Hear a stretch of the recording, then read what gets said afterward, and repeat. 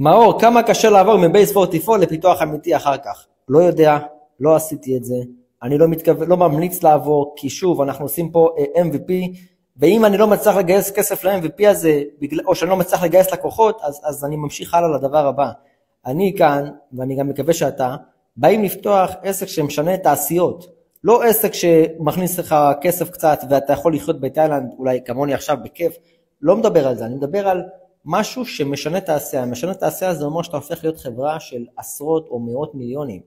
רק על זה אני מדבר, אז תתמקד במוצר, ב-MVP הזה, תפתח אותו, תביא לקוחות, תראה שהם באמת רוצים, ואם הם לא רוצים, תמחק אותו ותתקדם מעלה אותו, אם אפשר לשפר אותו, ואז צריך לגייס משקיעים.